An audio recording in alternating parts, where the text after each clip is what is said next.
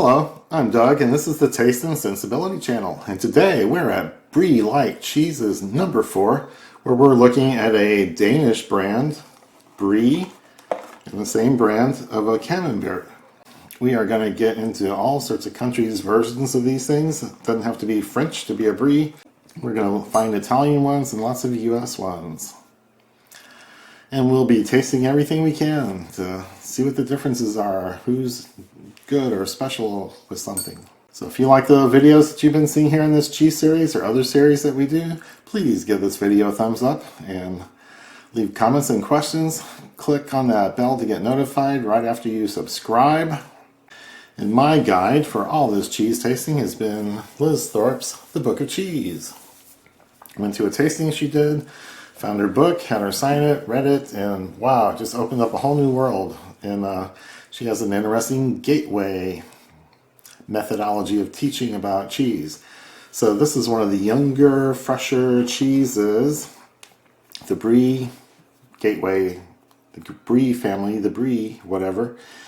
And I was hoping today to test two different rind organisms. So the main Brie rind is caused by a mold called Penicillium candidum. And that's a traditional one that's been used for a long time. Let's see, yeah, it all looks about the same. There's a little bit, these are about room temperature, so they're a little squishy and can be damaged easily, but the main coating is white. And I'm looking for differences, but it's white on both of them. So I was hoping this would be Penicillium candidum versus Penicillium camemberti. But they're both Penicillium camemberti. So I don't know how they make it different. I think usually the Penicillium camemberti gives a camembert a stronger mushroom note, stronger mushroom flavor.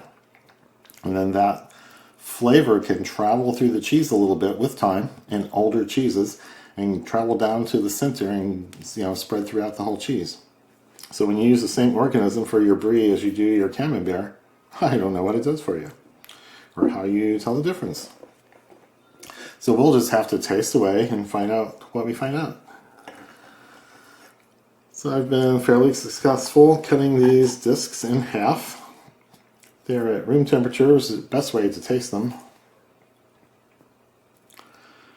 because the cheese has a good texture and consistency, and all the flavors pop out more at room temperature, close to your mouth temperature, I'd say. If they're cold, they get hidden a little bit or damped down. So inside, not surprisingly, it's slightly yellow. It just looks like butter. It's pale, it's very soft, it's very squishy. So I will try to keep these knives separate in case the cheeses are actually different. It's a pale yellow. It is squishy and soft. You can dig into it very easily and it stays where you put it like a butter might. So soft, squishy. And let's check this guy over here. So if you can see that in the overhead camera, then you can see how soft it is. So easy to cut, easy to spread around. And what am I finding on the label? So it's a Danish brand called Castello since 1893. Soft and creamy with a mild aromatic flavor. Intensity 1. Oh, they have a numbering system for intensity or funkiness or boldness, but I don't know what it goes up to, but this is just a 1. And their Camembert is just a 1, so they must have some really stinky things in the line if their Camembert is also a 1. Oh wow, okay, so we'll just go in and taste. I'm going to grab a multi-grain cracker, no wheat in it, and try to find a surface to cut. And smear it on there.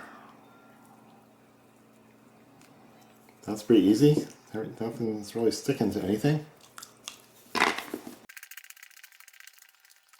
So their Brie is not very salty, and it's got a thick, full mouthfeel. It looks like butter and acts a little bit like it, but it's a little bit thicker, not quite that soft. And the mushroom notes are very delicate, very faint, and nuanced. It is not a strong mushroomy note at all. It is just a thing floating around in the background. Mushroom haters might not even notice it. So, wow, that is interesting. It's so different from the few Bries I've had on camera so far. I'm going to do this again on a slightly toasty flatbread, which got toasty because I put it in the oven to dry it out. It was a little stale tasting. Put it in the oven, probably a couple minutes longer than I wanted to. It was about 300, so if you leave it too long, it's going to brown up and change color. But these turn out really good. So, Castello Brie on flatbread. That's just an excellent mild flavor. I like that quite a bit. Now, we're going to go to what I am thinking will be the stronger partner, or have a bit more flavor, but I don't know why, because we're seeing the same rind organism. So, I don't know what basis I'm thinking that on. So this spreads pretty easily, and we'll find out if there's really any difference in the taste. Wow, I can't say there's any difference. Again, not very salty. It is thicker and firmer than some of the Bries I've had at this temperature, and it is not overly mushroomy. So perhaps the rind organism isn't the dictating factor, or the overriding factor when you're doing a Camembert.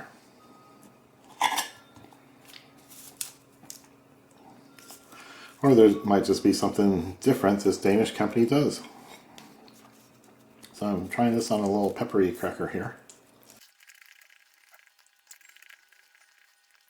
And I didn't really get the pepper, didn't really get any salt. This cheese is salted, okay, for my palate. It's interesting, you get all the dairy flavors, but you don't go, oh wow, taste all that salt. It is just a nice cream dairy flavor, plus a hint of the mushroominess. So I would give both of these a thumbs up, although I can't figure out why there's a difference. One has whitish or cream color packaging, and this one has blue packaging with a little wedge of cheese down at the end. But I'm going to move on to pairing. These are nice, they're pleasant, they're tasty, they're things you'd want in a cheese to lay out on a cheese board, and people would eat it. It would be gone quickly. I'm going to take a little piece of dried mango, a little bit sweetened, and I might take 2 pieces. These are small. So these are a little bit sweetened, and we'll see if the dried mango holds up to the cheese and cracker. It's a good combination. It's very mild and gentle. The less salty cheese and the flatbread are mild flavors, and the slight sweetness in the mango went along well with it. But it didn't really pop, or they didn't necessarily complement each other in a spectacular way.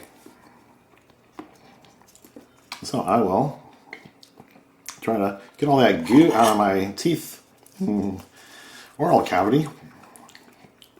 I might try it with one of the nutty things there, like a macadamia nut. They've got some nice flavors and some sweetness. So I think I'll try about 3.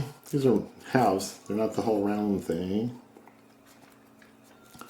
So you're like halves of the macadamia nuts, and how to separate this. It's a stretchy cheese. It's not quite like butter, is it? Okay, how to recover from this? Put 2 of them on this thing and eat it. And the sweet, soft flavors of the macadamia nuts kind of got lost in the flatbread and Camembert, and those are pretty mild flavors as well.